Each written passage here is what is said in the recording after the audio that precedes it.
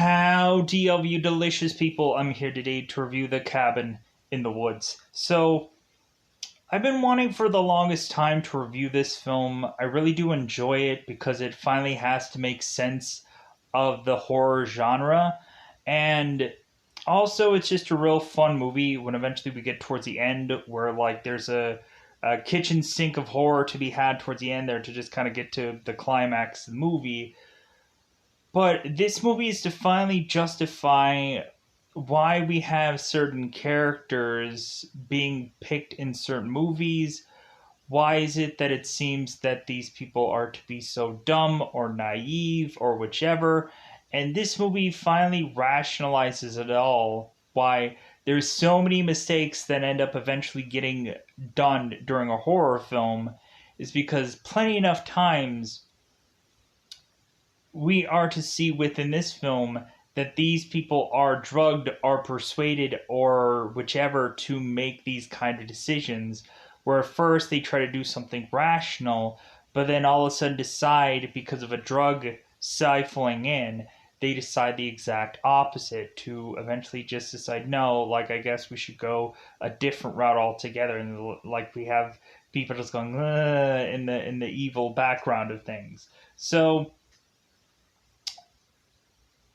I thought that this movie was really fun just because of the fact that it's honestly a really great movie, like in multiple watchings. Like, if you're ever to watch The Cabin in the Woods for the very first time, like, I went into this and I got really confused. I was like, okay, what the heck is going on here?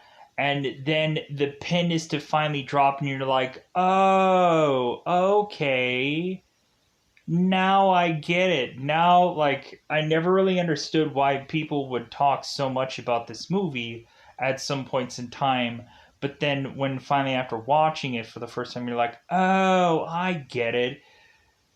Like, the rationalizing of the horror genre through a film. Oh, I get it now. That sounds really interesting. And then eventually, with multiple watchings, it honestly just gets better and better and better every time.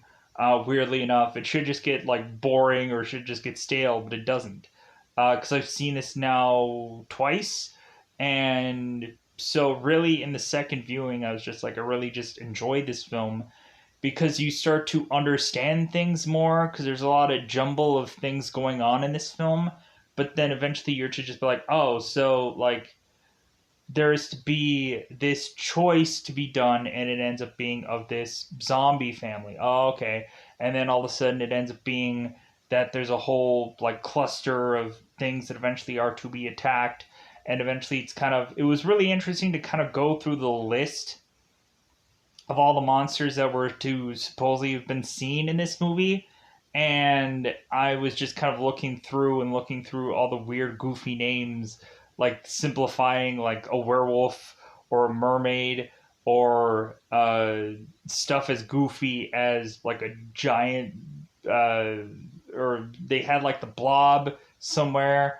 They had God, like a variation of Hellraiser in here. They had slight tweaks and stuff like zombies, vampires, ghosts, freaking uh, characters called the dolls, doctors, all kinds of things. Eventually, towards the end of this film, giant snakes. But yeah, so really, when you think that this movie is to eventually be this small, weird kind of movie, eventually it opens up to be something much more than what it really is. And I just found this movie really enjoyable, and I think that's all that I wanted to say about this in a very cryptic like sense. So, teeing it up, so these people are to, for whatever reason, eventually decide to go to this cabin in the woods because Kurt, who is Chris Hemsworth's character, is to say that he has some cousin who has some cabin. So they all end up going on this vacation spot to go to this cabin, and coincidentally, they get to this cabin, and we end up finding out that this cabin is to be surrounded with this dome, this kind of force field.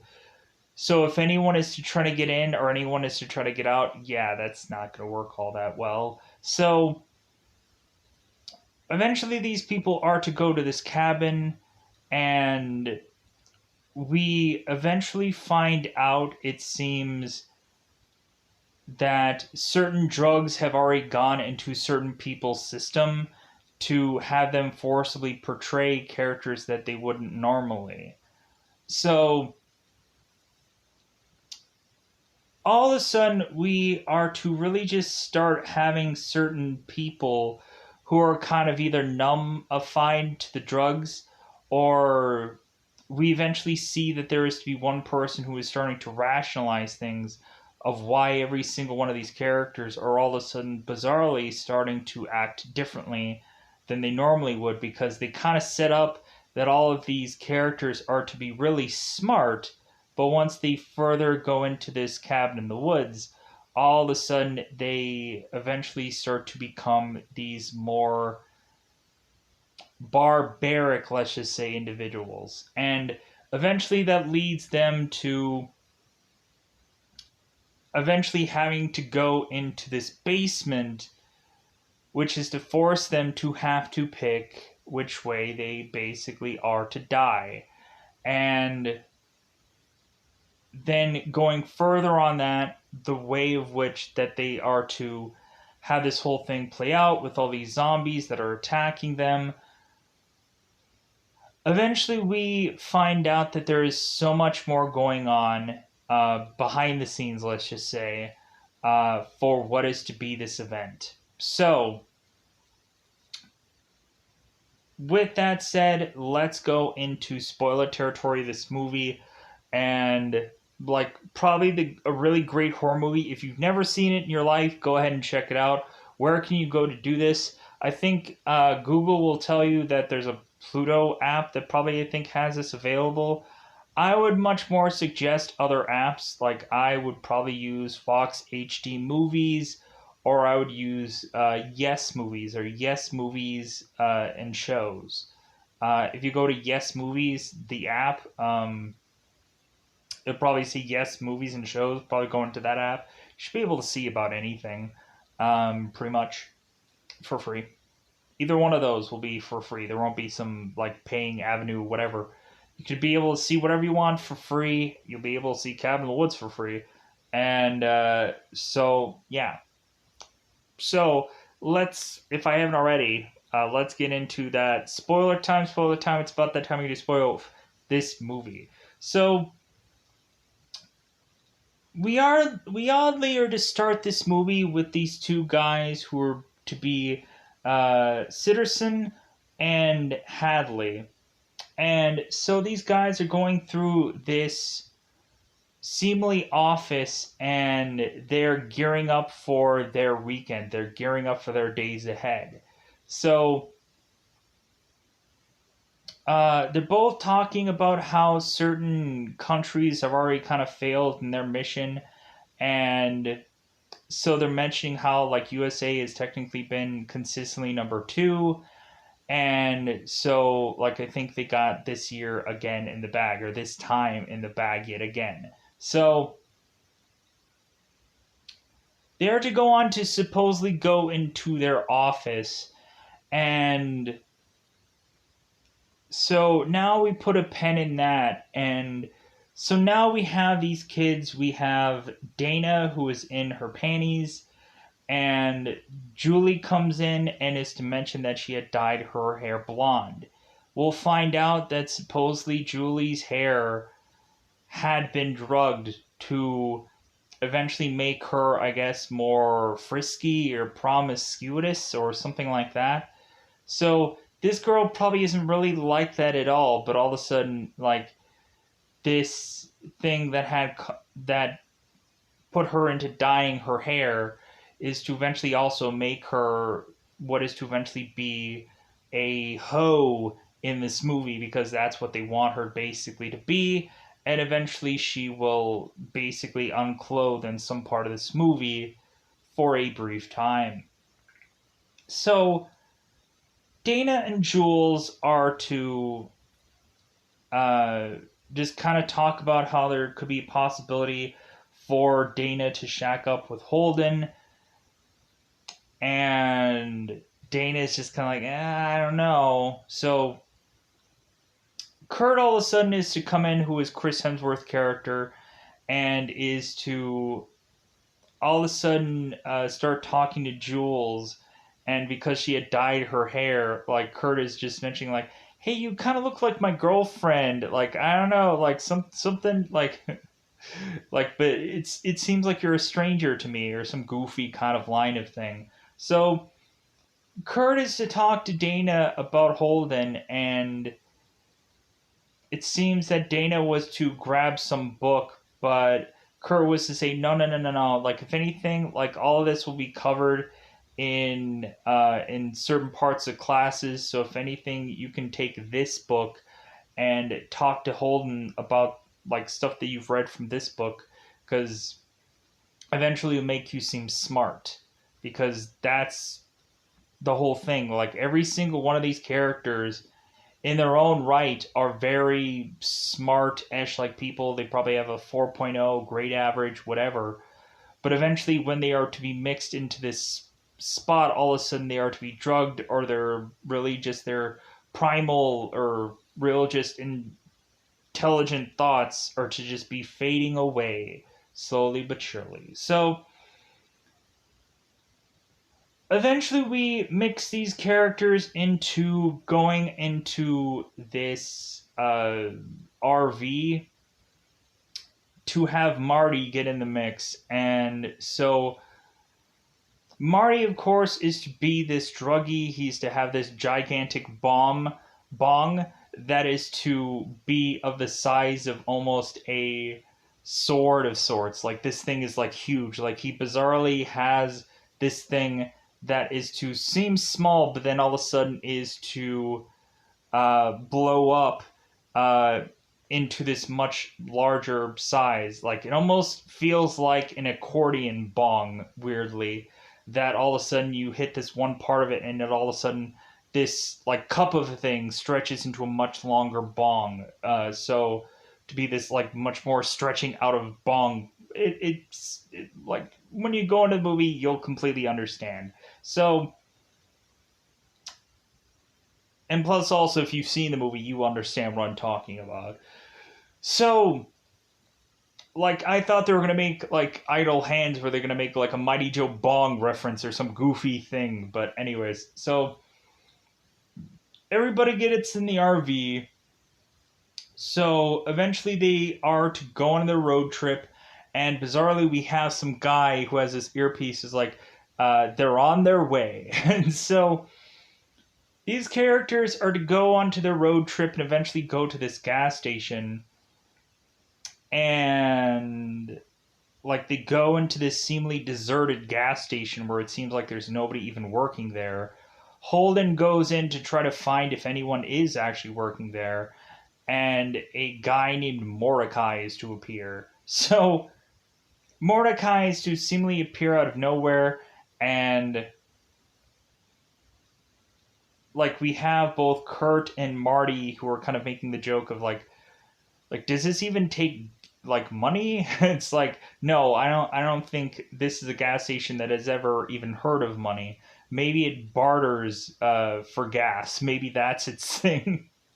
So all of a sudden Mordecai is to be out, and so Curtis mentioned like, "Hey man, can we get some gas? Like, can we get some?" And so that leads Mordecai just be like, "Sure, go ahead and pump it." So Curtis to eventually pump it, and so eventually Mordecai is to call Jules a hoe, and so when Marty is to kind of talk to Mordecai, because Mordecai is to mention like, "Hey man, I was in a war," and Jules is like, "What war?" It's like, "You know what war, woman." And Marty is just like, "Well, is it a war between like blue coats and gray coats, like fighting cousins, or like that kind of war, sir?"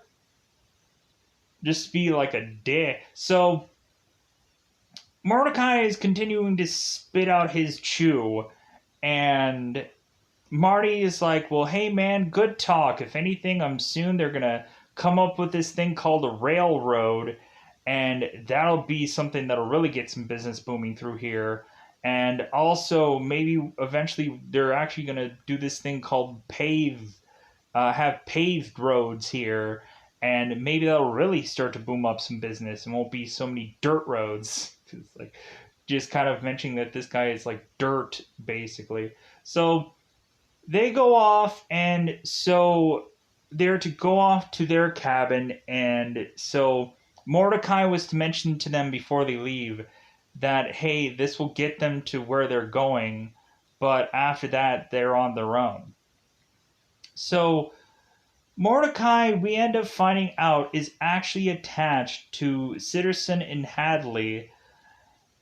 And we also have this girl named Lynn who ends up coming in here, who she is to also just be this person to come in to be this, I guess, just kind of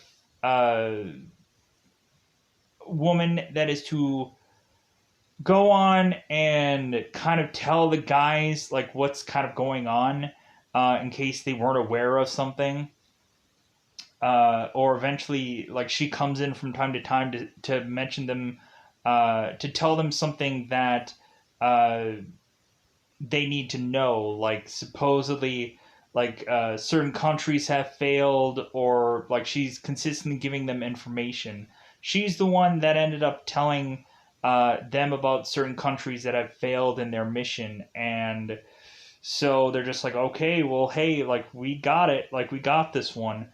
So Mordecai is to call both Sitterson and Hadley.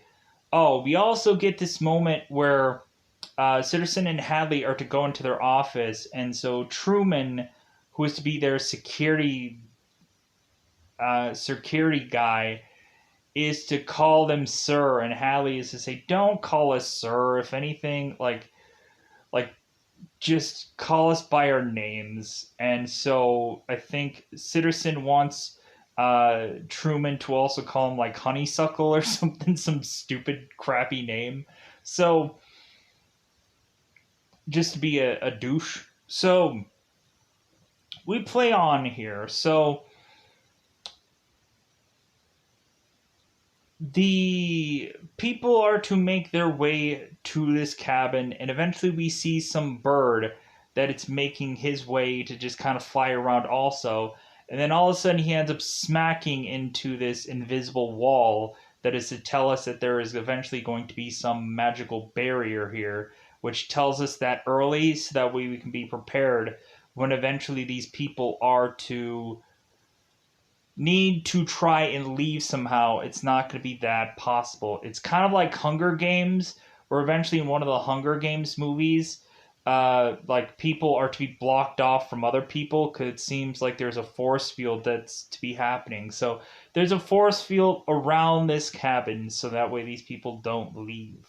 So it seems like this cave part is to be the only saving grace to get these people out of here.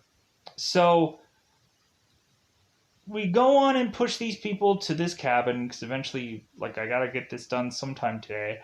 So it's like a long stretch of things, but so Mordecai is to call Sitterson and Hadley, and he's to be on speakerphone. And so Mordecai is to like say all these like revelations and all these things where it's like, yeah, and the unpure will get what's coming to them and all, and this and that, and he goes on and on and on, and we all of a sudden have Mordecai that's to say like, "Am I on speaker? Like, am I on the speaker?" And Hallie's like, "Oh my god, yeah, I guess you are. Like, let me go and let me like try to transfer it over so that way you're not on speaker." And so the Mordecai's like, okay, and like Hallie's like, okay, you're off speaker. So Mordecai goes back on and on about like, and their blood will be spilled, and And then all of a sudden, eventually, the guys just start laughing, and the Mordecai is like, "I'm on speaker phone again, aren't I?" And Hallie's like, "I can't, I'm sorry, like, thanks for the help, like, see you later." It's like just being like an a hole because it's just like might as well because like what is this guy gonna do? So and plus, this guy has to go through this long shtick of all this stuff that he has to say for whatever reason. So the people go to the cabin, and so we end up getting everybody prepared into their own little rooms. And so we find out that Holden is to be in this room that is to have this weird painting, and so he is to take it down. All of a sudden, he is to realize that there seems to be a two-way mirror in his room that is to basically see into Dana's. And so Dana is to start taking off her clothes. And so Holden's like, knock, knock, like, hey, hold up a minute. So Holden is to bring these people into his room to find out that supposedly there's two-way mirrors in here. And so Kurt is to say, like, well, we got to figure out if there's any other two-way mirrors in here. Uh, Plus, also, they must have figured that this must be some old fashioned interrogation room, weirdly. In a cabin? That seems weird. So, anyways, so Kurt is to eventually see if there's any other two way mirrors, because I'm sure Marty doesn't want to exactly uh, see or see or hear Jules and Kurt kind of banging it out. And Marty's like, I don't even want to hear you banging it out. So, pushing on. So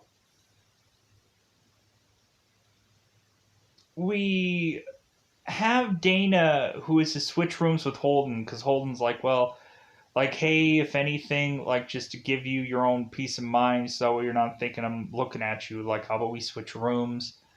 And eventually Holden is to start taking off his pants, and so Dana starts putting up the painting, but then she decides to put uh, a blanket over the painting because it looks weird.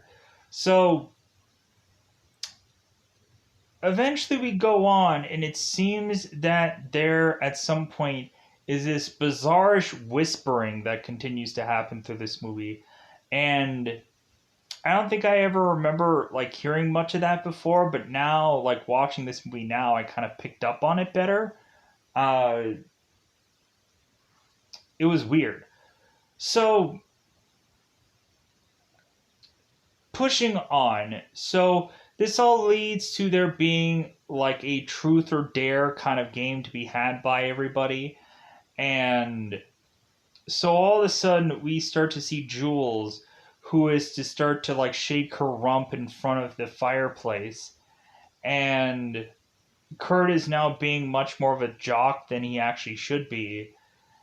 And so Marty is just kind of confused. It's like, and he asks Dana, it's like, hey Dana, does this seem weird to you? Like, why is it that all of a sudden, like, Jules is kind of like shaking herself at us, and why is it that Kurt is like talking and calling people meathead or whatever? Like, this seems just kind of weird. This seems out of place.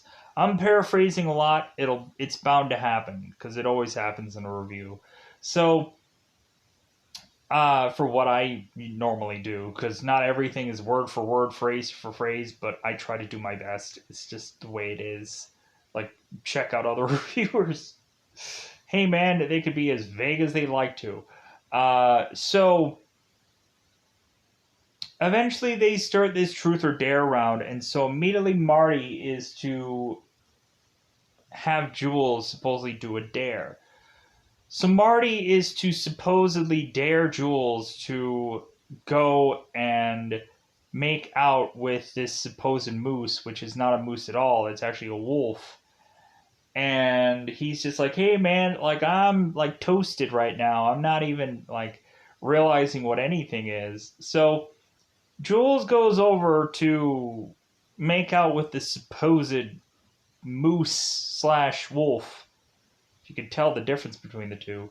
So Jules goes over and is just licking this wolf and really just going at it, and like all the guys are just like, "Woo, all right," getting my engine running. So eventually, that is to have the next thing be that Jules is to now have to do truth or dare, or not Jules. Dana is to do truth or dare. So Kurt immediately just goes, "Yeah, she's gonna say truth. Like, might as well just get it over with." And Dana's like, "Well, why do you think that I'm gonna say truth?" It's like, because immediately when someone's gonna, immediately if you're going to say dare, you're going to not want to do the dare. So really, you're just gonna go and say truth. Might as well just say it already. Let me pause here for a second, do a little bit of a reset. All right. So Dana is to eventually just say, well, okay, fine, dare. So what ends up happening is the attic is to bizarrely open. And so Kurt is like, okay, well, great. Well, I dare you to go down on the attic and just sit there and just sit there all night. And Dana's like, I don't think so. So eventually, all the rest of the people decide to start to go down to this attic. And remember, in this story, supposedly Kurt had some cousin who was to lend him this attic for this weekend. And so Kurt is to all of a sudden have his friends ask him about all this stuff. And Kurt is like, yeah, I don't know like how exactly that he has all this. Plus, like, it gets towards the end of the movie where Dana is to even make the consensus, like, I don't even think Kurt actually has another cousin. Like, I don't think he had one. So all of a sudden, everybody is just start to thumb through all of this stuff randomly. And so now we have Sitterson and Hadley like placing bets on what they are going to pick to kill them all off. So everybody's like, yeah, like vampires, yeah, ghosts, yeah, werewolf. And of course, Hadley's like, mermaid, please. Let it be a mermaid. So that is to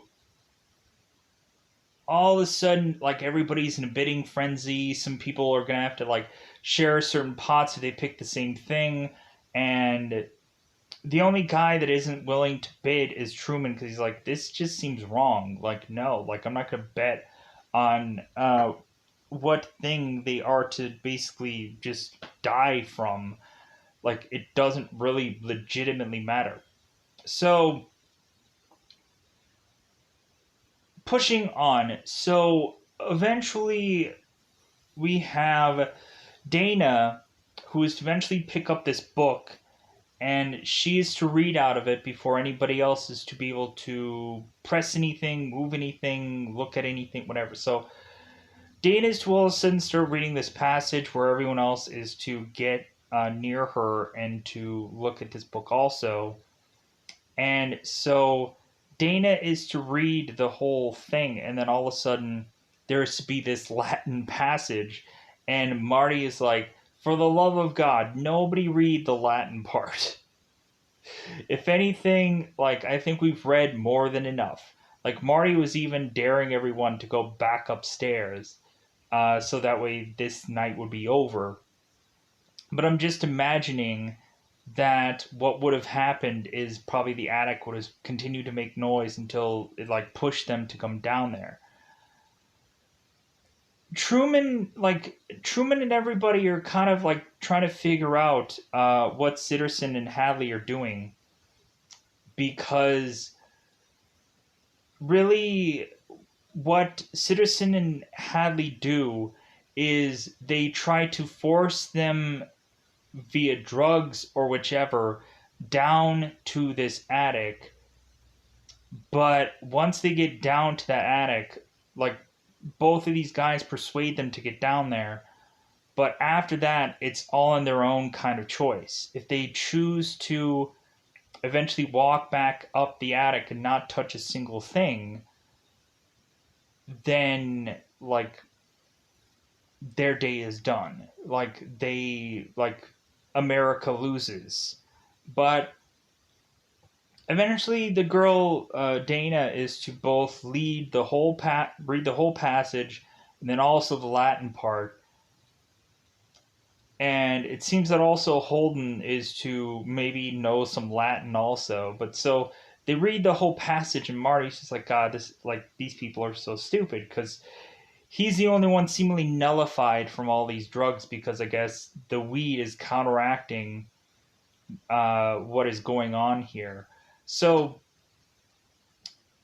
we find out that eventually this is to lead that the Bunkner family is to be released, and this is the thing that these people have chosen to come and kill them for this America mission. So the Buckner family, we find that they are to supposedly be zombies, and there were some people even I think trying to have certain kind of bids thinking that it's like, oh man, no, I did it, no, I got it, no, I got it right. And so like really like it's kind of funny, there's certain things on the board where it's kind of very ridiculously specific, but eventually someone is to win eventually the pot. So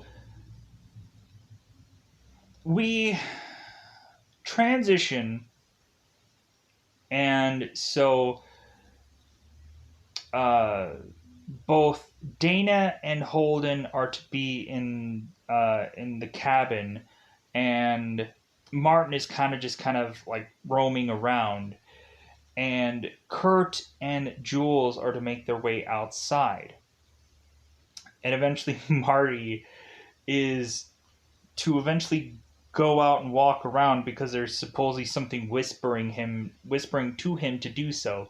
Go outside, walk outside, and like weirdly enough, Marty's like, "You can't tell me what to do. I guess I'll walk outside."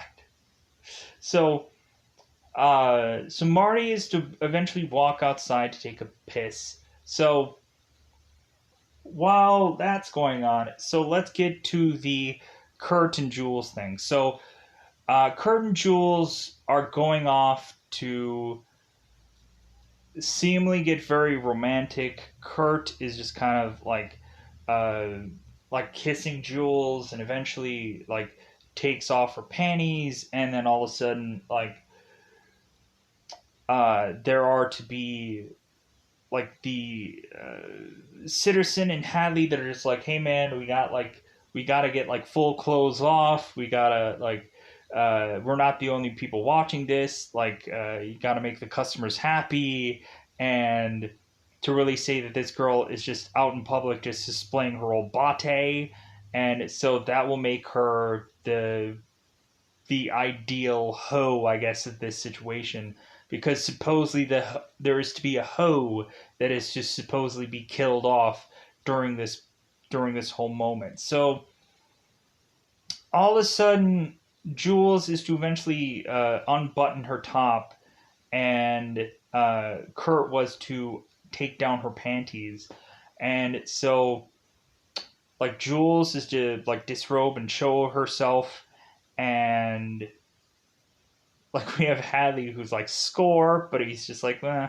So all of a sudden, while Jules is to be laying down on the ground, putting her hand out, all of a sudden her hand is to eventually get stabbed, which is to eventually showcase us a character called Judah Buckner, who is to be one of the supposed sons of this Buckner family. So all of a sudden we have Judah and supposedly his other brother Matthew going and trying to take out both supposedly Jules and Kurt. But and we end up having Kurt tackling one of the brothers, but eventually it just ends where Kurt is almost to get like stabbed in the back, and he ends up falling over. And then both of the brothers are to have Jules and have this saw, and of course are to chop off Jules's head, while Kurt is just to be there to just watch because there's nothing he can do. Uh, so Kurt is to eventually just run off because Jules is already dead. And so Marty is to all of a sudden be taking a piss, and all of a sudden Kurt is to be running full speed to get to the cabin, and is to have Marty there. He almost smacks into him, and Kurt is to, I think, like tackle or to like drop Patience Buckner, which is like the youngest of this family, and to knock her over. And so that just leads everybody just getting into the cabin and just trying as much as possible to lock this door. We have Dana and we have Holden, who are to not really understand what's going on, and so like we have these people that just don't quite understand what's happening, so they open the door to see what's going on, to eventually see, of course, the oldest brother, who's to be Matthew Buckner, kind of right at the door. And so eventually that is to try to push them to try to hold this door off. So eventually Kurt is to tell everybody, like, hey, let's all stay together, and let's all just like try to like find a place to hide. And so since Kurt has some reasoning within him about what this situation is to go on to, Hadley is to all of a sudden put in some kind of, I guess, paranoia drug to make forcibly Kurt eventually change his mind and say, no, we gotta all separate. We can, like, it'll be better that way. And it's just like, okay, no, it won't. So everybody goes in their own separate rooms, which all of a sudden is to be all locked. So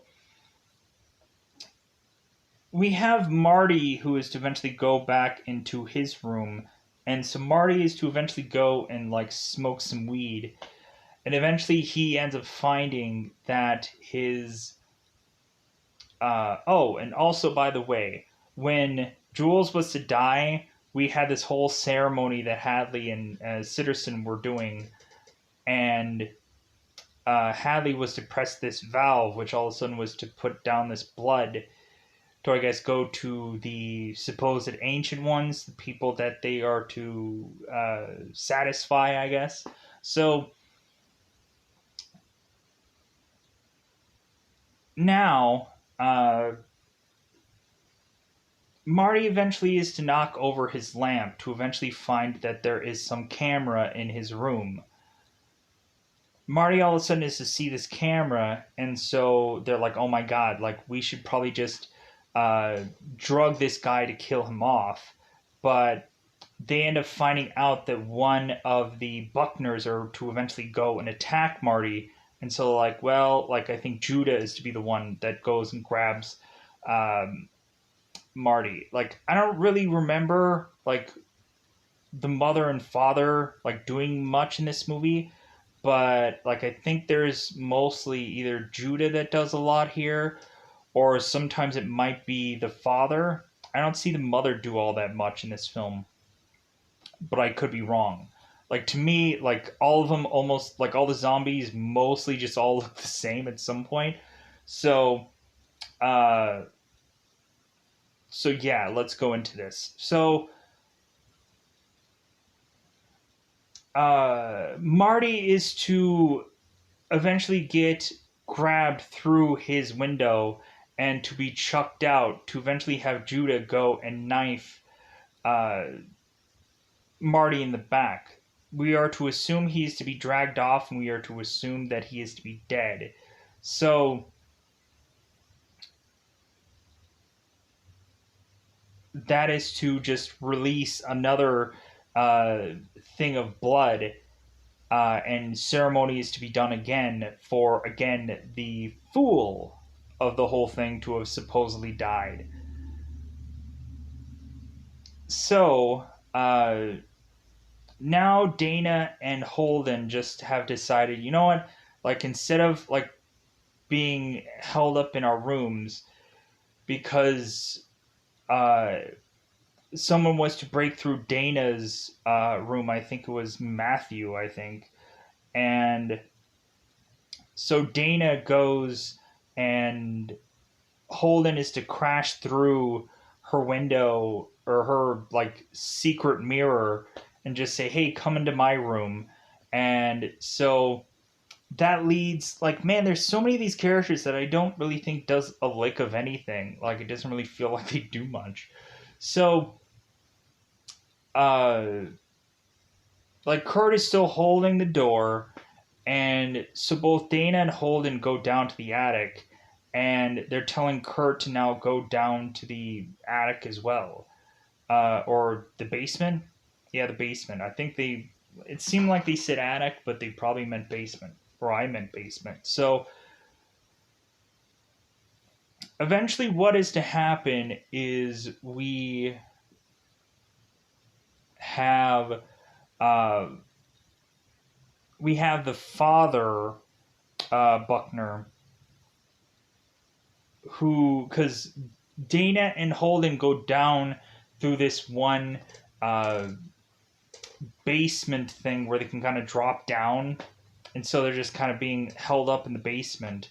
So all of a sudden, Father Buckner is to all of a sudden have this bear trap with a chain attached to it that eventually is to grab onto Holden and kind of lifts him up. And so Dana is to go and try to grab this Father Buckner and go on to like stab him in the head with his crowbar, but eventually like he's still moving around.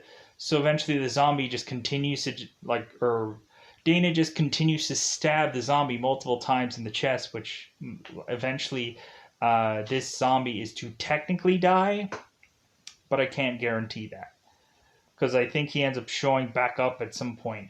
So I think that uh, so I want to confirm.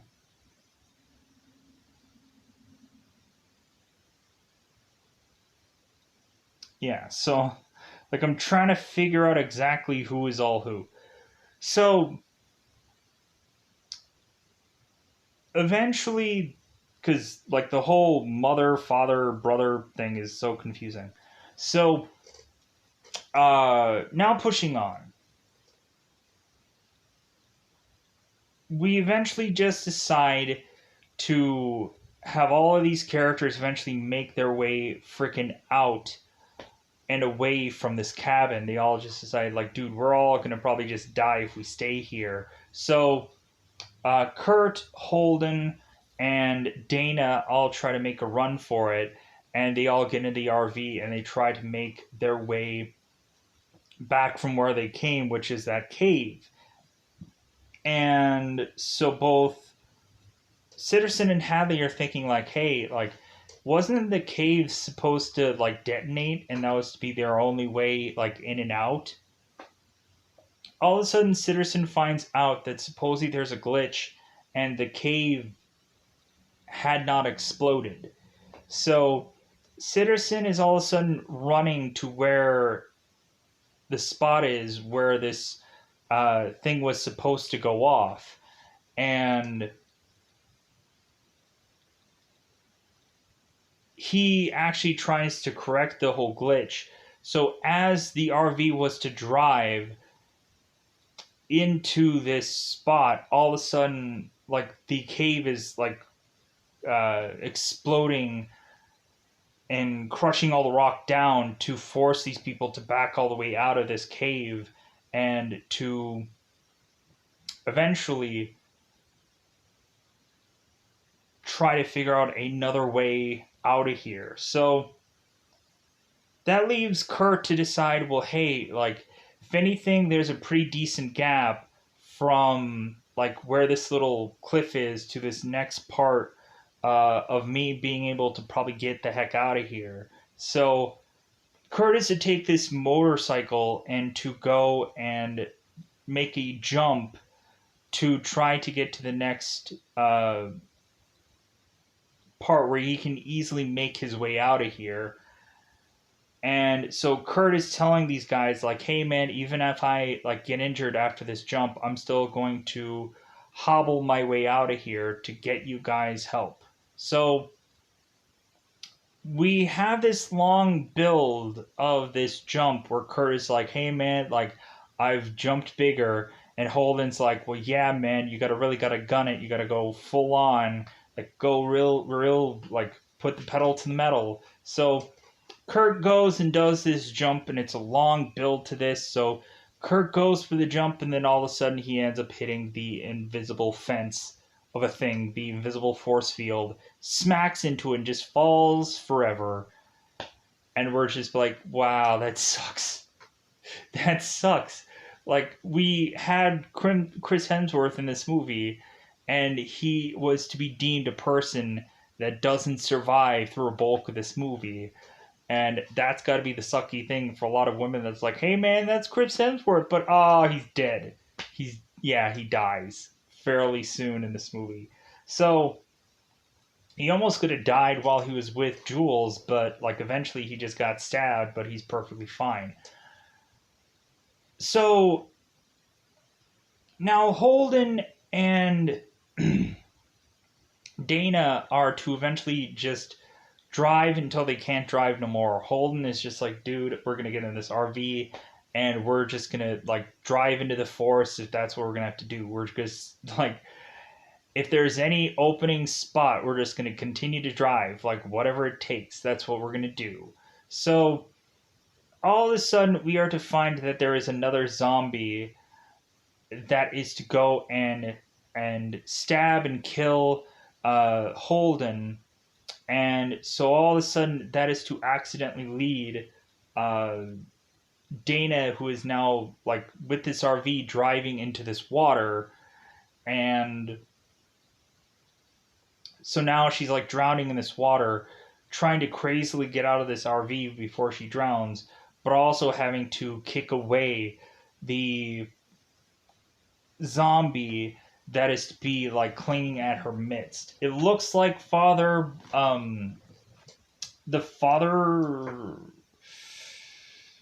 uh Buckner, but I think I could be wrong about that. It might have been the mother Buckland. I didn't see, everything was going a little too quickly there in that scene. So we get where Dana is now to be on this pier of this water. And so all of a sudden, Hadley and Sitterson are all of a sudden celebrating. They're all of a sudden popping bottles. They're like, hey man, let's get the party rolling. Freaking everyone of Dana's people are to be dead. And supposedly Dana, who is to be lined up as being the virgin character, supposedly she was an optional character to die or not. So they've basically beaten the spread. They've basically done what they were supposed to do. We also found out that Japan, who had some ghost uh, character, bizarrely, the girls could figure out how to cleanse this spirit to all of a sudden have the spirit become this happy frog. And so, like, Japan had failed. Every single other country had failed. And so now the US was just celebrating.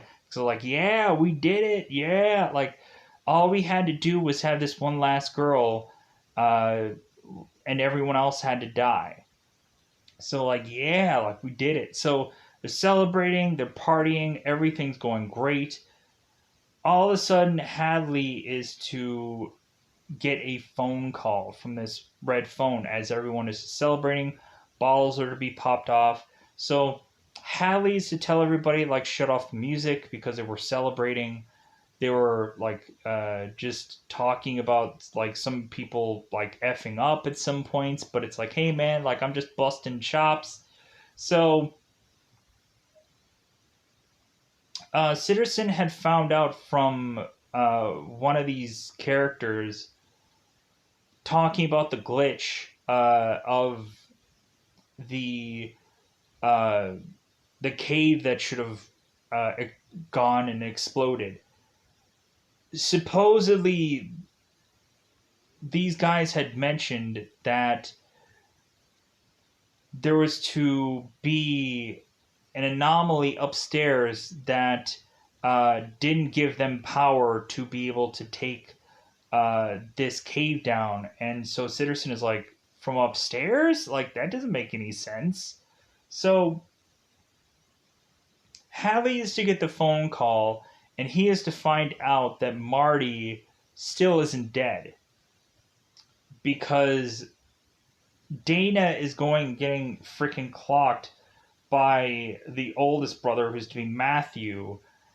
And all of a sudden, Marty is to arrive to smack Matthew into this water, with also like Dana going and smacking Matthew in the face with this log that she's to pull off from this pier. So both Marty and Dana are to go on to find the spot of which that all of this family came from, their little hidey ho that they came from, their little door that opened. So all of a sudden, they end up finding out that there is some elevator shaft there because Marty had found it while going against, I think, Judah Buckner. So Marty is to mention that he's going to rig the elevator to eventually go down to see where all that leads because he can't think that they can go anywhere else. And weirdly enough, there's parts of this zombie that end up falling down in this elevator with them. So Dana and Marty go down this elevator to eventually find out that all these things are to eventually be a number of elevator things that are from all kinds of monsters, creatures, and whatever. Like the glass things that you see here, these little jar things, these little box things, those are all to be a mad, cube of things all mixed together to eventually be a part to be attached to an elevator that is to eventually be either put up to where this cabin is or to eventually be released for whatever reason. So all of a sudden, Dana is to find out that in one of the elevator slots next to her, that there is to be this Hellraiser guy that has this puzzle that Kurt was to have. And Dana is to realize that, oh my god, like, we chose our death. Like, we chose the way that we were to die. Those sons of is like they gave us all the tools to kill ourselves, and we had to choose. Right next to, I think, Marty was some kind of God, what was it called? It wasn't a tooth fairy, but it was like a something along those lines. I don't remember what it was called. I'm not going to take the time to remember what it was. So eventually what happens is the elevator door is to open and there is to be a guy with a gun, this security guy. And so they said, Hadley and Sitterson had said that, hey man, if you have a clear shot of Marty, go ahead and take it. But afterwards, if you have also a clear shot of uh, Dana as well, just eventually might as well take it because Like nobody should ever know about this. So the security guy is to not quite get a clear shot, and then all of a sudden the security guy is to be grabbed by this zombie hand, and this guy is to just concentrate on that. So while this guy is to be distracted, Marty is to hit the security guard and take him out and to shoot him. So now both Dana and Marty are in this elevator room where all of a sudden the director, who's Sigourney Weaver, is on here talking about that this wasn't supposed to be this way, but hey, since you're here now, like might as well kind of tell you like some things about like what is technically going on. That so like Sigourney is kind of like telling little tidbits about what's kind of going on here, but then what is to eventually happen is there is to be a cluster of security guards that are all to arrive to this spot where they are to be both at, to I guess have a firing squad probably to be put together. So both Dana and Marty are to run into this security room, and eventually she's to realize like, well, hey, like we can probably randomly push a lot of buttons and open up everything, and it'll be like a war or battle against battle. It'll be an even match. It'll be monsters against all of these security guys. And so Dana's looking at Marty to just be like, hey man, do you want us to release all this? And Marty's like, go ahead. So yeah, like all of this stuff just comes randomly out of this elevator. There's giant snakes. There's trees that do weird things. There's these dolls that come out of these supposed doll-looking characters that come out of the elevator.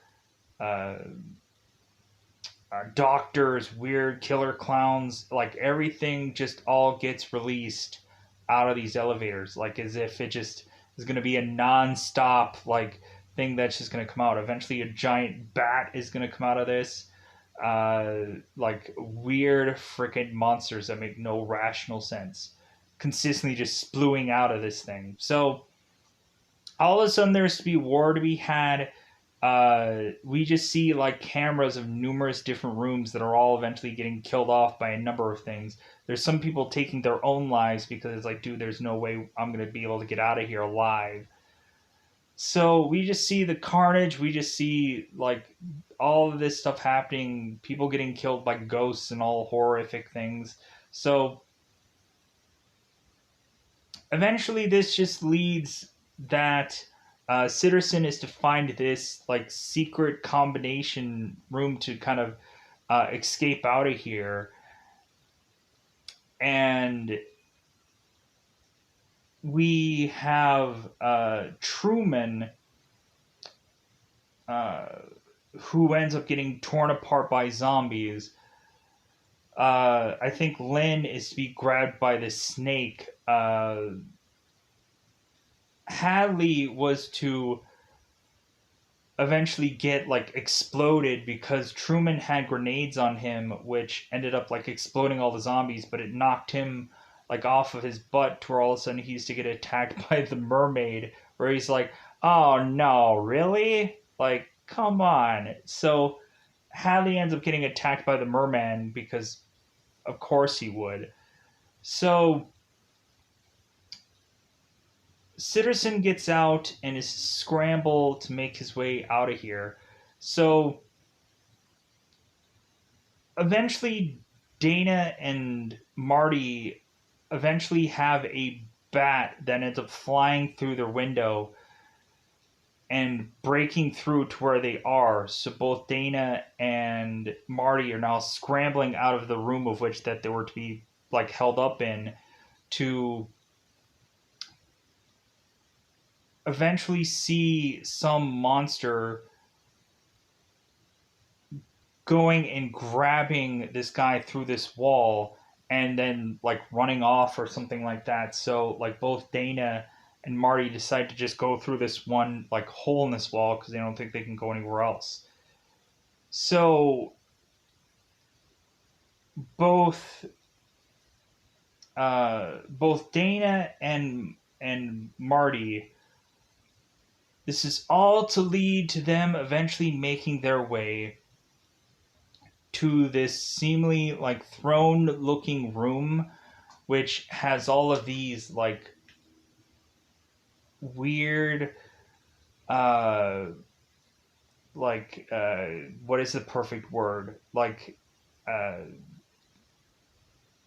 like certain markings of certain characters that are to showcase like a hoe or an athlete or a scholar or a fool, and like there's to be like all these markers of all these characters, which is to lead in this like it looks like some kind of like stage room. So Dana and Marty make it here and they're like, wow, like, so like what is this all about, what does this all mean?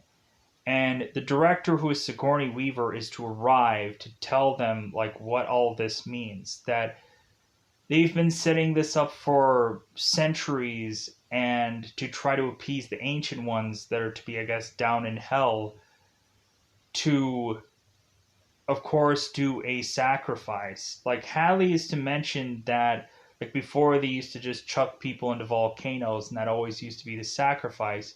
Now there needs to be something more creative. Now there needs to be something more uh there needs to be more bloodshed. There needs to really showcase that these people are to live up to these themes. So eventually, Sigourney is to walk them through every single one of these themes of each one of these characters. Where I guess Holden was to be the scholar, Kurt was to be the athlete, Jules was to, of course, be the hoe, sadly enough, and Marty was to be the fool, and the last one who is always to survive is the virgin. And so Sigourney is telling Dana now that she needs to kill Marty within the next 8 minutes to save the world, or everyone will die. And so Dana is just like, well, like, I would be saving the world if I killed you, Marty. And Marty's like, are you serious? Like, no, like, no way. So all of a sudden, Dana is to be holding this gun, and Marty's just like, oh well, like, guess what? Like, you're going to have something happen to you. Oh, we also have Sitterson, who ended up getting stabbed because he was at that stage area where Dana and Marty were. He ended up getting stabbed, and he's like, oh, it's you. It's like, so Sitterson is to tell Dana before she walks off, hey, kill him. You need to kill him. So before he ends up dying. So Dana's to hold up a gun, and Dana's to all of a sudden get a bite on the shoulder via this werewolf. And so Marty grabs the gun from Dana and goes and starts shooting up this werewolf for this werewolf to just run off. So now Dana is to also uh, like be hurt, and so uh, the director, who's Sigourney Weaver, is now like fighting with Marty to try and kill him. And what ends up happening is, bizarrely, we have Patricia Buckner that all of a sudden is coming at the director with an axe, and so Patricia ends up axing uh, Sigourney Weaver, and so both Sigourney Weaver and Patricia end up getting knocked over into the Ancient One's sacrifice. So now Marty and Dana are to just like, you know what?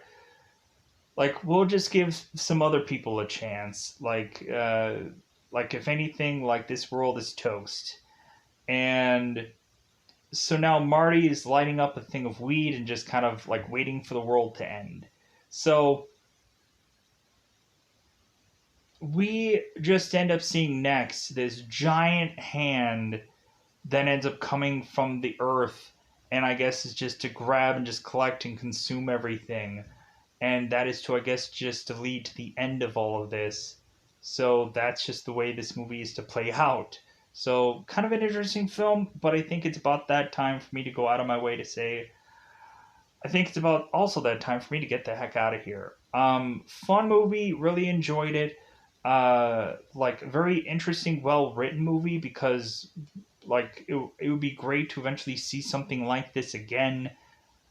But like I think they kind of wrote it perfectly to just be like, well, it probably won't happen again.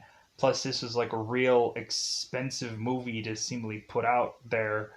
Um, and plus, also, if they do a sequel, it might not be as big as what this was to be put out. So it would be interesting to see a sequel, but I doubt it'll ever happen. And if there was a sequel, I think we would just enjoy whatever the thing is to be put together. But yeah, I'm gonna get out of here. Bye, everybody. Bye, everybody.